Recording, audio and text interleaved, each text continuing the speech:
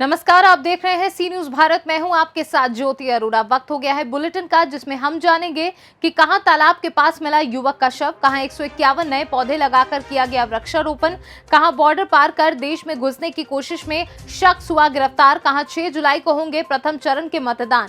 इन तमाम खबरों पर होगी विस्तार से चर्चा। तो आइए शुरू करते हैं जिलेवार खबरों का सिलसिला। चौपारण प्रखंड ग्राम पंचायत देहर के पाकी तालाब के पास मचान के नीचे रविवार की देर रात दर्दनाक घटना को अंजाम देने की आशंका जताई जा रही है। बता दें कि देहर के प्रयाग टोला निवासी कैलू प्रजापति पिता स्वर्गीय सेवा प्रजापति 40 वर्षीय की मौत बीती रात हो गई। वहीं मृतक की पत्नी के गाँव के ही कुछ लोगों पर आरोप लगा है। उनका कहना है कि मेरे पति की हत्या कर दी गई है। वहीं मृतक के गले में रस्सी का निशान भी साफ देखा जा सकता है। वहीं पुलिस ने मौके पर पहुंचकर शव को कब्जे में लेते हुए पोस्टमार्टम के लिए हजारीबाग भिजवा दिया है और जांच की कार्यवाही शुरू कर दी है। चौपारण से सी न्यूज संवाददाता मुकेश कुमार सिंह की रिपोर्ट।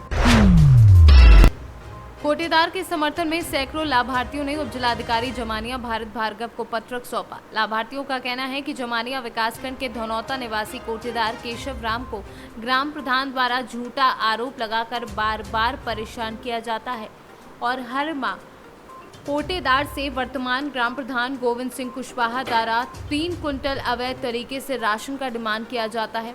वहीं कोटेदार द्वारा इनकार करने पर प्रधान ने मनगढ़ंत कहानी बनाकर कुछ अपने चहेते लाभार्थियों से कोटेदार के खिलाफ साजिश रचकर कम राशन देने का झूठा आरोप लगाकर बार बार शिकायत कराई जाती है। जबकि ग्रामीणों का कहना था कि कोटेदार ईमानदार है, करीब 20 वर्षों से हम लोगों के गाँव में सुचारू रूप से राशन वितरण करता है। गाजीपुर से सी न्यूज संवाददाता रामू चौरसिया की रिपोर्ट। जौनपुर में आज थाना मछली शहर में 151 पौधों को लगाकर वृक्षारोपण किया गया। इस मौके पर क्षेत्राधिकारी अतर सिंह व थानाध्यक्ष देवानंद रजक व चौकी इंचार्ज सकलदीप सिंह, एसएसआई राम प्रवेश कुशवाहा, वैसाई अखिलेश यादव, धनंजय राय व धनंजय पाठक व थाने के सभी लोगों ने एक वृक्ष लगाकर वृक्षारोपण किया। जौनपुर से सी न्यूज संवाददाता सूर्य प्रकाश की रिपोर्ट। महाराजगंज जिले के भारत नेपाल सोनौली बॉर्डर के पास से नेपाल के पगडंडियों के रास्ते भर में प्रवेश कर रहे एक इटालियन नागरिक को 66वीं वाहिनी एसएसबी के जवानों और सोनौली कोतवाली पुलिस ने दबोच लिया। पूछताछ के दौरान इटालियन नागरिक ने अपना नाम नेग्री फेडरिको बताया है। फिलहाल पुलिस पूछताछ में जुटी हुई है।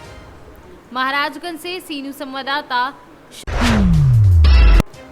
सीहोर नगर पालिका के 35 वार्डों में चुनाव कल होंगे संपन्न। प्रथम चरण के मतदान सीहोर में 6 जुलाई को। ईवीएम से होंगे नगरीय निकायों के मतदान। सीहोर नगर में 42,569 पुरुष, 41,057 महिला तथा 6 अन्य मतदाता करेंगे मताधिकार का उपयोग। नगर पालिका परिषद सीहोर के सभी 35 वार्डों से पार्षद पद के लिए 149 उम्मीदवार मैदान में हैं। नगरीय निर्वाचन 2022 के तहत जिले में नगरीय निकाय के चुनाव 2 चरणों में संपन्न होंगे। नगरीय निकायों के मतदान ईवीएम मशीन से कराए जाएंगे। मैं मतदान केंद्र क्रमांक 68 पर जारो पीठासीन अधिकारी देवनारायण वर्मा जो है मनोबेन माध्यमिक शाला भवन मध्य भाग में जो है कलेक्टर महोदय द्वारा जो व्यवस्था की गई, अच्छी की गई, पूरी सामग्री सही रूप से प्राप्त हो गई। कलेक्टर साहब को धन्यवाद। सीहोर से सी न्यूज संवाददाता चंदर सिंह बागवान की रिपोर्ट। निजी जमीन में मिट्टी डालकर रास्ता बनाने पर विपक्षी के द्वारा दबंगई व गुंडई के बल पर रोका जा रहा, जबकि उस पर पीड़ित के द्वारा मिट्टी भी गिराई जा चुकी है। मामला भीटी तहसील क्षेत्र के पर्व भारी का है। पीड़ित असलम अली व मुख्तार अली के परिजनों का आरोप है कि विपक्षी नसीब अली व मोहिद्दीन उसके गाटा संख्या 1787 में बैनामा लिया है तथा बैनामे से अधिक भूमि पर कब्जा कर खेती का कार्य कर रहे थे। पीड़ित पूर्व में दूसरे की बाग की जमीन से घर जाता था, लेकिन मकान बन जाने की वजह से घर आने जाने के लिए कोई रास्ता नहीं रह गया है। पीड़ित के गांव में चकबंदी चल रही है और रास्ता बंद होने के बाद शिकायती पत्र देने पर चकबंदी नायब व लेखपाल के द्वारा खेत की पैमाइश करने पर विपक्षी का बैनामे से अधिक भूमि पर कब्जा मिला है। क्या दिक्कत आ रही है? रास्ता नहीं है सर। रास्ता नहीं है तो क्या मतलब दिक्कत क्यों हो रही है आप लोगों को? रास्ता नहीं तो आपने कहीं मांग नहीं किया रास्ते की? मांग किए थे, चकबंदी द्वारा निकाला गया था सर। तो फिर क्या हुआ? अब मान नहीं रहे हैं बैनामेदार। कौन है बैनामेदार? निजामुद्दीन। मतलब क्यों नहीं मान रहे हैं? मतलब उनका कहना क्या है? जगह ज़्यादा है चकबंदी फरमाइश भया चकबंदी आय कनी ज़्यादा जोत हो रही हैं का फरमाइश हुआ। अच्छा, कोई पैमाइश करने आया था? हाँ, फरमाइश तकबंदी वाला नेपाल का नगोया है सर। फरमाइश किया, जगह निकाला गया, तो अब वो मारते दंगई कर रहे हैं। हम लोग का रास्ता बंद कर दिए हैं। हम लोग को कहीं आने जाने को रास्ता नहीं मिल रहा है। मट्टी अपने मतलब मट्टी बाहर से आया है, मट्टी पट्टी है, मट्टी रात में उठवा लिए हैं, बाहर बाहर कर दिए हैं, दबंगी भी दिखा रहे कर रहे हैं। अच्छा, जो रास्ता है उस पर जो मिट्टी गिरवाई गई है? हाँ, मट्टी गिरवाई गई है। आधा लेवल भाई है, आधा नहीं लेवल बाबा है। नहीं करे दिन पे दंगई मचाएगी। अच्छा, जबरदस्ती जो है वो मतलब मिट्टी हटा रहे हैं? हाँ, मट्टी जबरदस्ती करते हैं। 12-1 बजे रात को मिट्टी हटवाया। और कहीं जो सुलह समझौता इसके बारे में हुआ था? हाँ, समझौता हुआ, लेकिन समझौता पर ईमानदारी वो लोग नहीं कर रहे हैं। कहाँ हुआ था? डीएम साहब समझौता किया कि नहीं, ना तुम वो कुछ वो पे करो, ना ये कुछ भी करें। दोनों फरीक मतलब समझौता किया, यही ऊपर वो करी बाद में फिर का बोले कि नहीं, ये सब जबरदस्ती करते हैं। फिर आज फिर वही किया काम। मारने भी जाते हैं, हंसिया भी उठाए थे, गाली गलौज भी करते हैं। अच्छा, आपके विपक्षी? हाँ। अंबेडकर नगर से सी न्यूज संवाददाता प्रमोद वर्मा की रिपोर्ट। बदायूं जिले के वजीरगंज मार्ग बिलसी हाईवे रोड पर सूख रही मक्का। बताते चले कि वाहन चालकों को आने जाने में बड़ी ही परेशानियों का सामना करना पड़ा है। कोई भी अधिकारी व पुलिस प्रशासन इस चीज की ओर ध्यान नहीं दे रहा है। बदायूं से सी न्यूज संवाददाता चंद्रकांत की रिपोर्ट। सूरत के महुआ तहसील के कचेलिया गांव में आया वार्ड नंबर 7 में बारिश की वजह से कुछ घर तालाब में परिवर्तित हो गए हैं। ये खबर सी न्यूज भारत पे चली थी और इसका असर देखने को भी मिला। जो 3-4 सालों से ये परेशानी थी, लेकिन खबर चली तो गांव के सरपंच केयूर पटेल एक्शन में आए और ये समस्या का तुरंत समाधान किया। बारिश के पानी को अच्छी तरह निकालने की व्यवस्था की गई है। वॉर्ड नंबर 7 ની અંદર જે પાણીની સમસ્યા હતી જે ઘણા વર્ષો જૂની હતી, 3-4 વર્ષો જૂની, તે ઘણા વરસાદના કારણે ત્યાં પાણી ભરાયું હતું ને તે ત્યાં સ્થળ પર તપાસ કરી ત્યાં પાણી ભરાયું હોવાથી અમે એને ત્યાં જેસીબી અને ત્યાં માણસો લગાવીને અત્યારે હાલની પરિસ્થિતિમાં એને કામ ચાલુ કરી દીધું છે અને સારી રીતે પાણી નીકળી જાય એની વ્યવસ્થા અમે કરી છે। गुजरात से सी न्यूज संवाददाता नीला भट्ट की रिपोर्ट। जनपद जालौन में दंपत्ति के साथ हुई लूट के मामले का पुलिस ने खुलासा किया है। पुलिस ने मामले में 2 आरोपियों को गिरफ्तार किया है, जिन्होंने दंपत्ति के साथ लूट की वारदात को अंजाम दिया था। पकड़े गए आरोपियों के पास से पुलिस ने चोरी की 2 मोटरसाइकिलें, 1 तमंचा व लूटा हुआ सामान बरामद किया है। दोनों आरोपियों को पुलिस ने जेल भेज दिया है।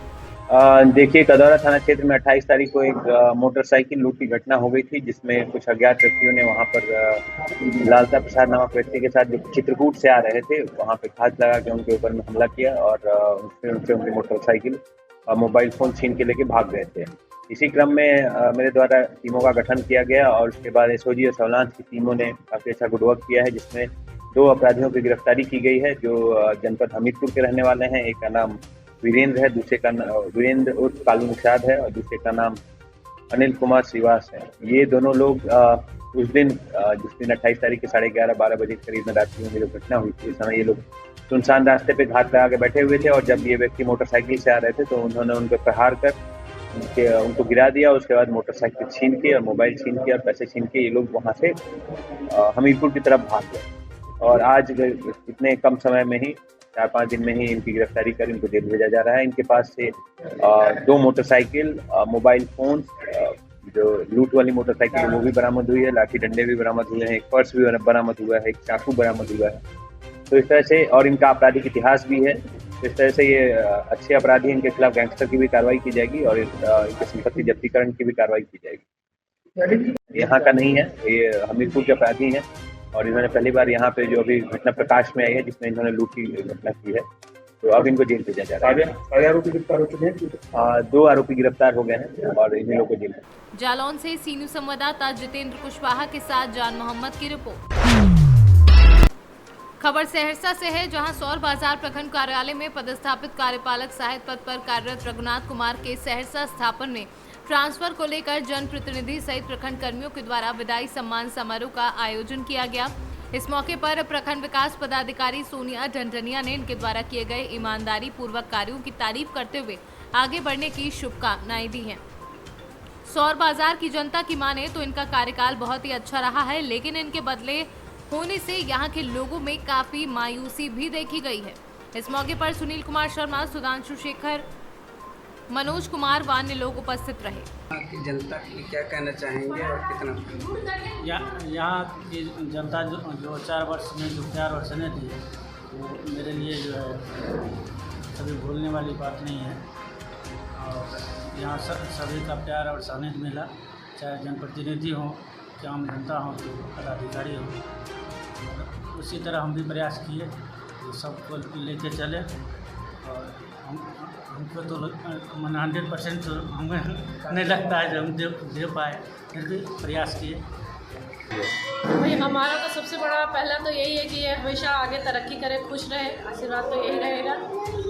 और सबसे बड़ी बात ये है कि जब प्रखंड से कोई भी दक्ष कर्मी जाता है तो हम लोगों को बड़ा दुख होता है।